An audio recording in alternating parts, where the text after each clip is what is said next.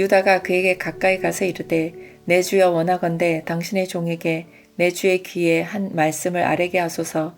주의 종에게 노하지 마소서. 주는 바로와 같으심이니이다. 이전에 내 주께서 종들에게 물으시되 너희는 아버지가 있느냐 아우가 있느냐 하시기에 우리가 내 주께 아뢰되 우리에게 아버지가 있으니 노인이요 또 그가 노년에 얻은 아들 청년이 있으니 그의 형은 죽고 그의 어머니가 남긴 것은 그것뿐이므로 그의 아버지가 그를 사랑하나이다 하였더니 주께서 또 종들에게 이르시되 그를 내게로 데리고 내려와서 내가 그를 보게 하라 하시기로 우리가 내 주께 말씀드리기를 그 아이는 그의 아버지를 떠나지 못할지니 떠나면 그의 아버지가 죽겠나이다. 주께서 또 주의 종들에게 말씀하시되 너의 막내 아우가 너희와 함께 내려오지 아니하면 너희가 다시 내 얼굴을 보지 못하리라 하시기로 우리가 주의 종 우리 아버지에게로 도로 올라가서 내 주의 말씀을 그에게 아뢰었나이다. 그 후에 우리 아버지가 다시 가서 곡물을 조금 사오라 하시기로 우리가 이르되 우리가 내려갈 수 없나이다. 우리 막내 아우가 함께 가면 내려가려니와 막내 아우가 우리와 함께 가지 아니하면 그 사람의 얼굴을 볼 수 없음이니이다. 주의 종 우리 아버지가 우리에게 이르되 너희도 알거니와 내 아내가 내게 두 아들을 낳았으나 하나는 내게서 나갔으므로 내가 말하기를 틀림없이 찢겨 죽었다 하고 내가 지금까지 그를 보지 못하거늘 너희가 이 아이도 내게서 데려가려 하니 만일 재해가 그 몸에 미치면 나의 흰머리를 슬퍼하며 수월로 내려가게 하리라 하니 아버지의 생명과 아이의 생명이 서로 하나로 묶여 있거늘 이제 내가 주의 종 우리 아버지에게 돌아갈 때에 아이가 우리와 함께하지 아니하면 아버지가 아이의 없음을 보고 죽으리니 이같이 되면 종들이 주의 종 우리 아버지가 흰머리로 슬퍼하며 수월로 내려가게 함이니이다. 주의 종이 내 아버지에게 아이를 담보하기를 내가 이를 아버지께로 데리고 돌아오지 아니하면 영영이 아버지께 죄짐을 지리이다 하였사오니 이제 주의 종으로 그 아이를 대신하여 머물러 있어 내 주의 종이 되게 하시고 그 아이는 그의 형제들과 함께 올려보내소서. 그 아이가 나와 함께 가지 아니하면 내가 어찌 내 아버지에게로 올라갈 수 있으리이까. 두렵건대 재해가 내 아버지에게 미침을 보리이다.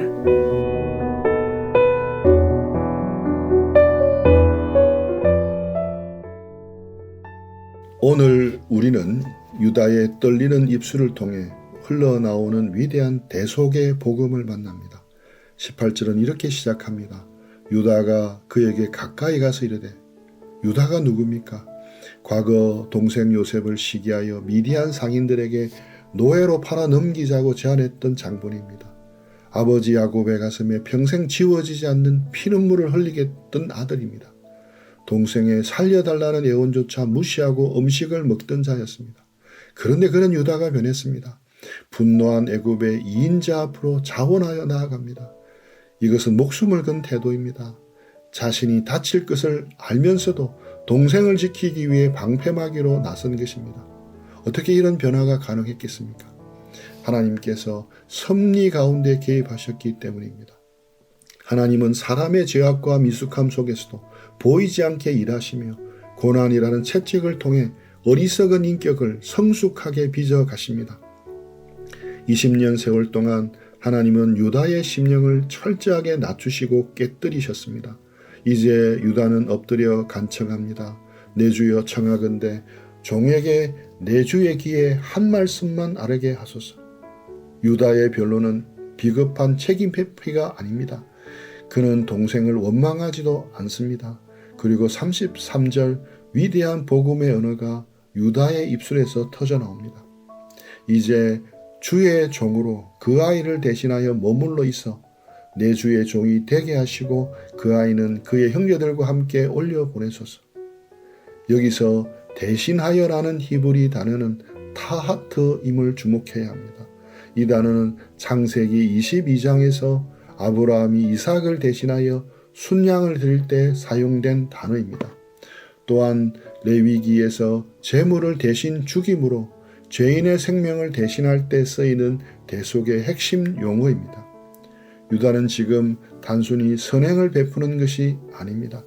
그는 제물이 되기를 자처하고 있습니다. 과거의 유다는 동생을 팔아 이득을 챙겼던 사람이었습니다. 자기 생존이 최우선이었습니다. 그러나 고난의 풀무지를 통과한 유다는 이제 자신을 삭제해버립니다. 내 자유, 내 미래, 내 생명을 내려놓고 그 자리에 베냐민을 앉힙니다. 이것이 성경이 말하는 참된 회개입니다. 입술의 고백을 넘어 삶의 우선순위가 완전히 뒤바뀌는 사건입니다. 그는 법적인 무죄를 주장하지 않습니다. 은잔이 베냐민의 자루에서 나온 사실을 부정하지도 않습니다. 분명 야곱의 사랑은 지독한 편애였습니다.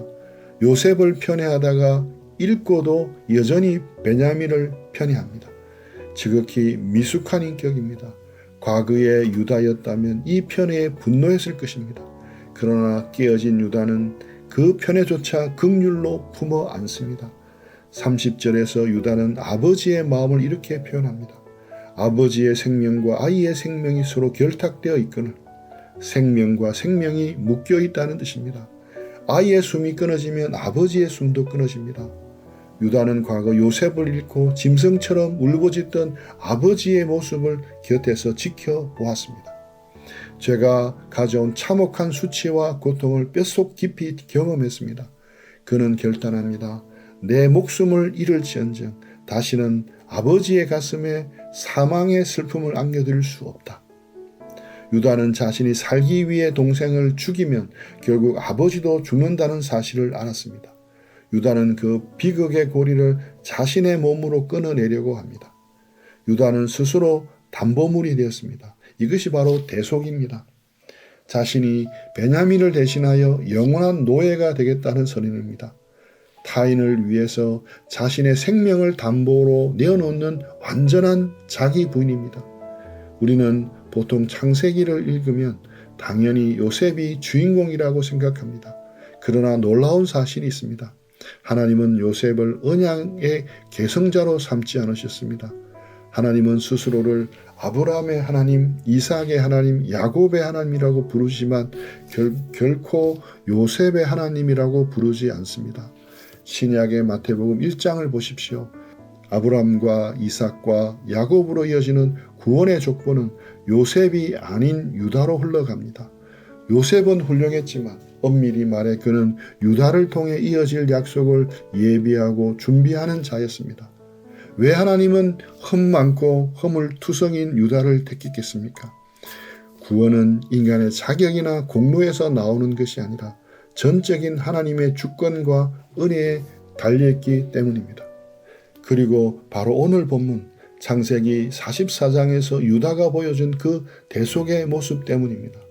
유다의 외침은 단순한 형제가 아닙니다. 장차 골고다 언덕에서 울려 펴질 예수님의 외침입니다. 우리는 베냐민처럼 멸망받아 마땅한 죄인들입니다. 우리의 자루에는 죄악의 증거가 가득합니다. 하나님의 진노 앞에서 입이 10개라도 할 말이 없는 흙먼지 같은 인생들입니다.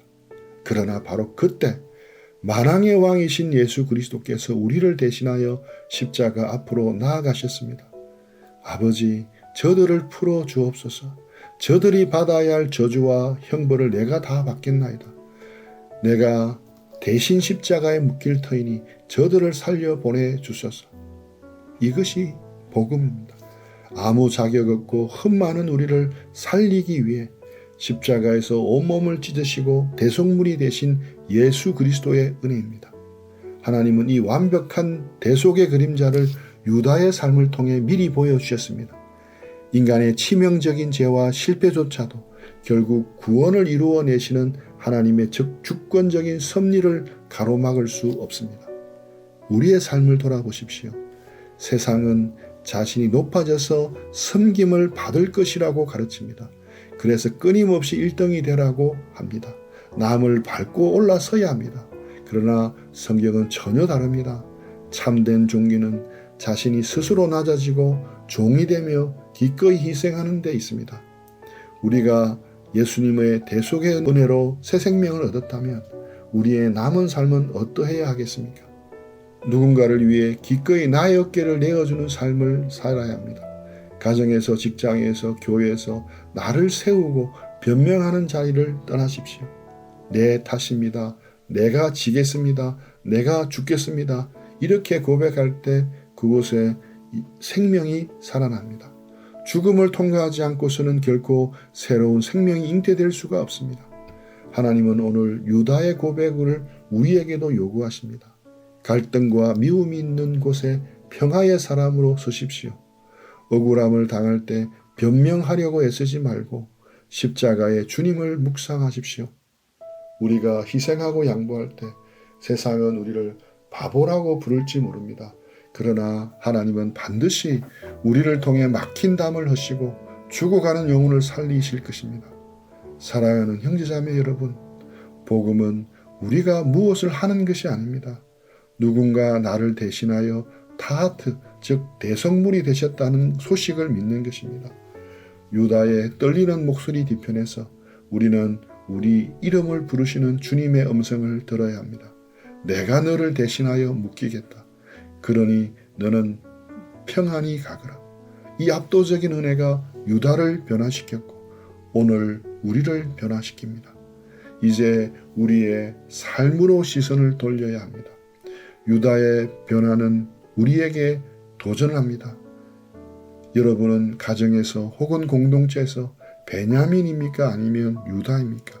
우리는 늘 베냐민처럼 보호받고 싶어 합니다. 내 자루 속에 죄악의 은잔이 들켰을 때 누군가 대신 책임져 주기를 바랬습니다. 그것은 어린 아이의 심장입니다. 성숙한 성도는 유다의 자리로 나아가는 사람입니다. 비난받아야 할 자리에서 침묵하며 대신 욕을 먹어주는 부모, 공동체의 허물을 자신의 것으로 여기며 눈물로 기도하는 리더, 내 권리를 포기하고 이웃의 유익을 구하는 성도, 그들이 바로 이 시대의 우상입니다. 여러분의 가정에 평화가 없습니까? 누군가 죽지 않았기 때문입니다. 모두 자기 의를 주장하며 상대의 자루를 뒤집기 때문입니다. 저 사람 때문이야, 저 사람의 잘못이야 라고 손가락질하는 곳에는 생명의 역사가 일어나지 않습니다. 그러나 한 사람이 유다처럼 났을 때 제가 대신 종이 되겠습니다. 저를 벌하시고 이 가정을 살려주십시오 라고 엎드릴 때 그 가문은 야곱의 가문처럼 회복의 길로 들어섭니다. 유다는 베냐민을 대신해 종이 되기로 결단했을 때 비로소 진정한 형제의 사랑과 아버지의 신뢰를 얻었습니다. 역설적이게도 자신을 버림으로써 모든 것을 얻은 것입니다. 말씀을 맺겠습니다. 유다의 간청이 끝나자 요셉은 더 이상 정체를 숨기지 못하고 방성대곡하며 형제들을 끌어안습니다. 대속의 사랑이 20년의 한을 녹여버린 것입니다. 유다의 희생적인 변론은 굳게 닫혀 있었던 요셉의 마음문을 여는 열쇠였습니다. 오늘 여러분의 삶의 현장에도 열리지 않는 문이 있습니까? 인간적인 방법과 계산으로는 도저히 풀리지 않는 얽히고 슬킨 관계에 있습니다. 유다의 마음을 구하십시오. 주님의 십자가를 묵상하십시오. 내가 죽겠나이다. 이 한마디가 세상을 바꿉니다. 내가 손해보겠습니다. 이 결단이 영혼을 살립니다. 우리는 이미 그리스도께 청량할 수 없는 대속의 빚을 진 자들입니다. 그 빚을 갚는 길은 또 다른 베냐민을 위해 내 어깨를 내어주는 것뿐입니다. 하나님의 주권적인 은혜는 유다와 같은 죄인을 빚어 위대한 사랑의 성자로 만드셨습니다. 그 동일한 은혜가 오늘 여러분의 삶을 빚어가실 것입니다. 비겁한 도망자가 아닌 당당한 대속의 통로로 살아가십시오. 하나님의 절대 주권 안에 있던 성도의 삶은 결코 실패하지 않습니다. 주님이 십자가에서 승리하셨듯이 대속의 길을 걷는 여러분의 삶 또한 찬란한 영광으로 마무리될 것입니다. 그 주님의 은혜를 붙들고 오늘 다시 세상 속으로 담대히 나아가기를 주님의 이름으로 축원합니다. 우리 들은 말씀 가지고 기도하며 묵상하며 주님과 교제하는 시간 가지겠습니다.